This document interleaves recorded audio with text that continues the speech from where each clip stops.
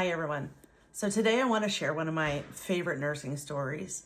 I have been a nurse for many years, over a couple decades, and I have done many branches and facets of nursing, from Alzheimer's dementia units to home health to psych units for several years, hospital, rehabs, both physical and addiction rehabs, you name it. And when I went into once I had gone through the dark night of the soul and the spiritual awakening, and then was led very clearly, divinely guided actually, to work for hospice, I got to meet this. I mean, I have many stories and many incredible people, but this is one of my faves. So when I knew that this was where my heart was, this was where I was supposed to go, was when I met this couple.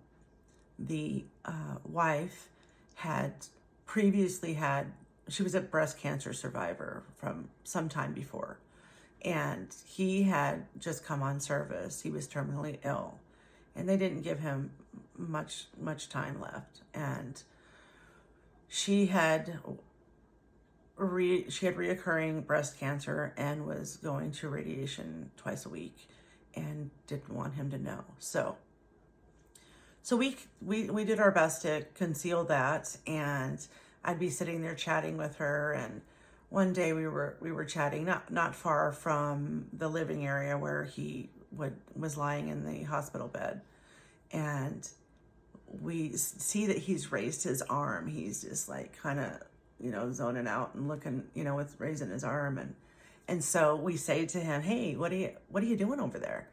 And he says, "Oh, hell, I don't know. I guess I was ordering a beer up there." And then he spoke about two of his dogs that had passed many years before, that he was watching them over on the Rainbow Bridge playing. So that was a pretty incredible part of the story. And I have many stories like that. I've been blessed to see a lot of really amazing things in my nursing career, but that's not even the best part of the story.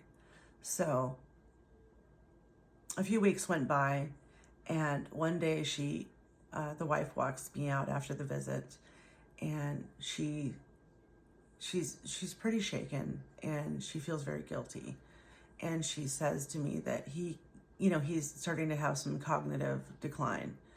And she says to me, he keeps asking me to go to lay in bed with him like we used to, not really understanding that he's in a very small hospital bed and he's a very big, tall man.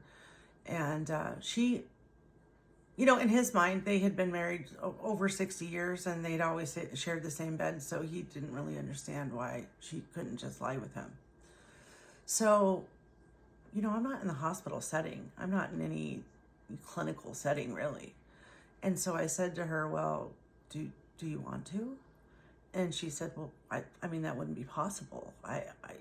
He's very large, and I would need help getting in, and then I would need help getting out, and I just don't see how that's possible." And I said, "Well, listen, if you don't tell anyone, I can go see another patient, which is going to take me at least an hour and a half, maybe two. I can help you. I can maneuver him over, the side and make room for you. And if you would like to, then I'll help you into the bed, and I can come back and help you out when I get back." And she was just kind of beside herself. She was okay. So I told her to get her cell phone just in case something happened, and she needed to call me and then use the restroom, and then I positioned him to where she would be able to fit. She's just a little thing, so she was able to fit in the bed next to him.